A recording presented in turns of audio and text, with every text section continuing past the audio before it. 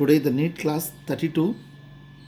There we are going to discuss the phosphorus, in particularly that fertilizers.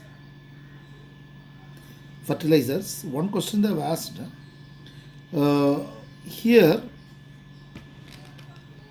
Phosphorus is one of the three micronutrient. What are the three micronutrient? First you find out. Nitrogen I said. Phosphorus is another one. What is the another one? Just you find out. Okay, anyway. The fertilizer, the phosphorus is one of the three micronutrient essential to the healthy development of plants, playing a major role in the process of photosynthesis. See, what is the photosynthesis? Actually, the photosynthesis it transform that means which transform solar energy into chemical energy. Okay, therefore, photosynthesis it helps. That is how to convert solar energy into chemical energy with the help of mineral and water. Phosphorus promote proper plant maturation and allow growing plants to withstand stress. Now, another thing, it is also encourages development of healthy bloom and root growth. Right? See, sources actually, phosphorus is added to the soil either through organic mean, like organic mean. See here, I already said it is photosynthesis. It is used, right?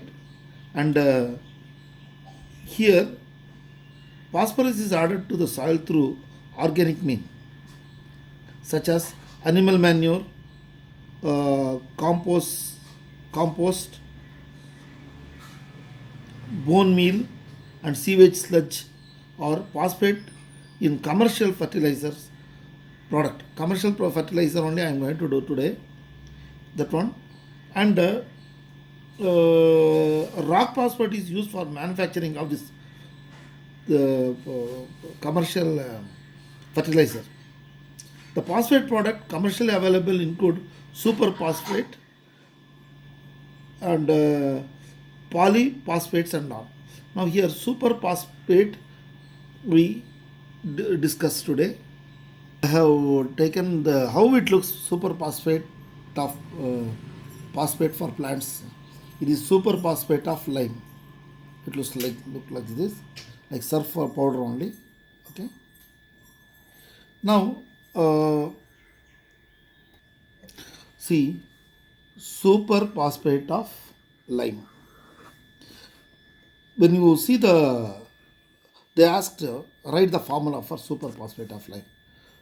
That means calcium sulfate to water molecule plus calcium dihydrogen phosphate water. This is the formula, right? This is the formula of the superphosphate of lime. Who will remember? This is a big problem. How to start with? Here is really a problematic for us. But see, again I'll tell you, 2 means what? Dihydrated. This is single means monohydrated. Now, what is the valence of calcium? Ca. Sulfate valency. This is 2, this is 2. Therefore what? Calcium sulfate. Calcium sulfate, you know.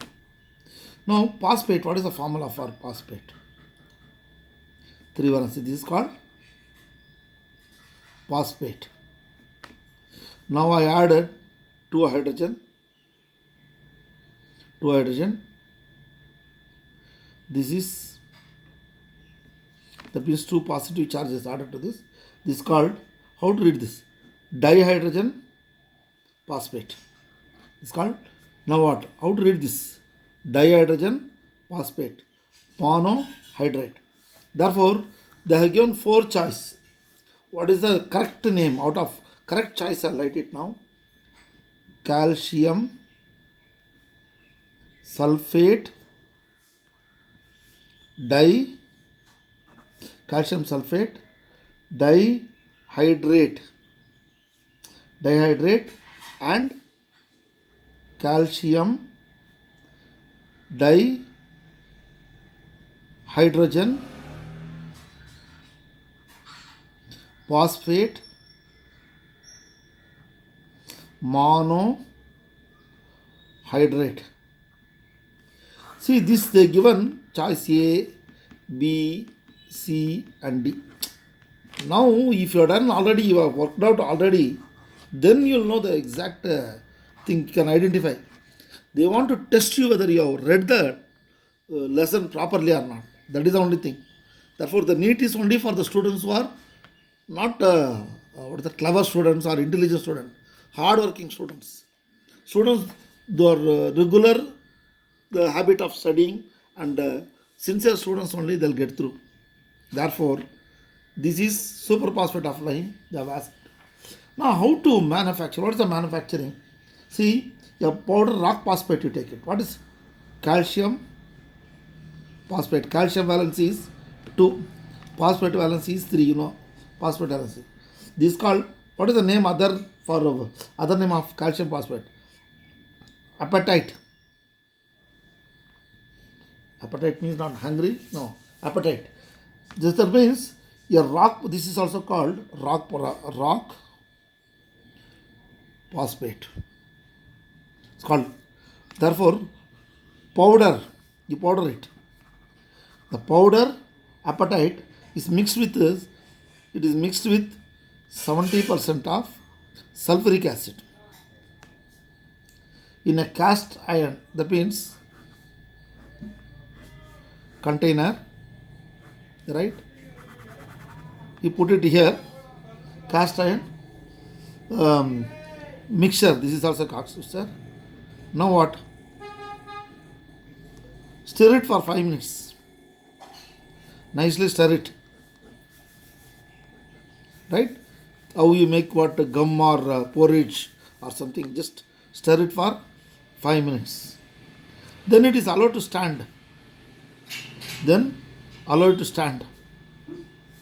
means stand in the sense that you have to pour it to a brick line pit. See, there is one pit, right? This is brick line pit. Okay. Then pour it here. Allow it to stand in the, this is called what? Brick lined pit. Now what happened? Reaction takes place. Temperature rises up to 100 degrees centigrade. During this process, what happened? All water vapor, no, is driven off. Now what you'll get? You'll get a dry, solid, porous mass. A dry, solid, porous mass is obtained. This is calcium sulfate, right? I'll tell you. Calcium sulfate dihydrogen phosphate. Dihydrate and calcium dihydrogen phosphate monohydrate. That's called super phosphate of lime. Therefore, super phosphate of lime, you got it.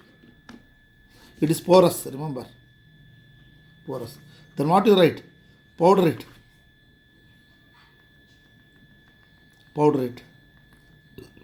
Okay. Then they'll add some coloring matter and all the things. This is the powder, you got it. Super phosphate of lime. Again, I will tell you. A powdered rock phosphate, this is also called apatite, is mixed with 70% of sulfuric acid in a cast iron. This is called cast iron mixture, and stir it for 5 minutes. It is allowed to stand in a brick line pit for some days or some time. I don't know how time is not mentioned here. Reaction takes place. All water, the temperature rises. It is an exothermic reaction, right? Exothermic reaction. That is what? Calcium phosphate, right? Plus H2SO4 plus water, right? I don't want to spend time on this balancing. You spend on this, you know how to do this. Then what? To write down the same formula, that is calcium sulfate, 2 water molecule plus calcium dihydrogen phosphate monohydrate.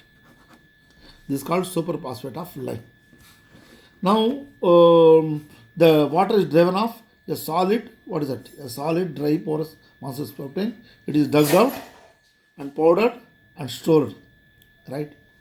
See, the primary phosphate is what easily to assimilate by plants. But naturally occurring calcium phosphate, now this is naturally occurring phosphate, is insoluble in water. Insoluble in water. It is soluble in water very much. Okay. Therefore, since it is insoluble in water, it cannot be absorbed by plant. Okay. Now phosphorus. Some of the things you remember. What are the phosphorus? You know, phosphorus is white phosphorus and red phosphorus. You know, isn't it? Slightly I'll remember. White phosphorus ignite, right? Ignite at lower temperature, at 30 degrees centigrade also. When it is contact with air, what will happen? It burns with flame, correct? Flame. Therefore, it is stored under water. It's stored under water. See, these all are asking, they were asking the NEET or CET exams or IIT, JEE, all these places, IIT, JEE, they have asked. JEE. And what about the white phosphorus? Is what? Waxy solid, correct? Waxy solid. And white phosphorus react with what? Sodium hydroxide. Do you remember? What will get? Phosphine is formed, right? See, for nitrogen, ammonia. For phosphorus is phosphine is formed. It's called what? Phosphine. But what about the red phosphorus? No reaction. Remember, it is not reacted if you in the air. And again, white phosphorus is what? Poisonous. And it is soluble in what? Soluble in carbon disulfide. But what about red phosphorus? It is insoluble in carbon disulfide. See, these are the things when I say about phosphorus, all these things just to come in your mind. Can you follow? Therefore, now I'll tell what about iron. Do you remember what is it? What is the formula for Fe means iron. There are two things, ferrous and ferric. This is 2, this is 3. Okay. Therefore, this I will take in the next class. Here, what is that? Suppose one particular question in the NEET they have asked. Brown ring test. Brown ring test. Now read very detailed way. Here, what is this? See, nitrogen form. NO means nitric oxide. Nitric oxide. This is a colorless. Right? Colorless. You know what is ferrous sulfate? This nitric acid joined together, FeSO4, NO. What color is this called? Brown color. Right? It is unstable. Unstable. Right? Nitric oxide immediately combine with, and this is also unstable. Immediately what? It combine with oxygen form, reddish brown form, nitrogen peroxide.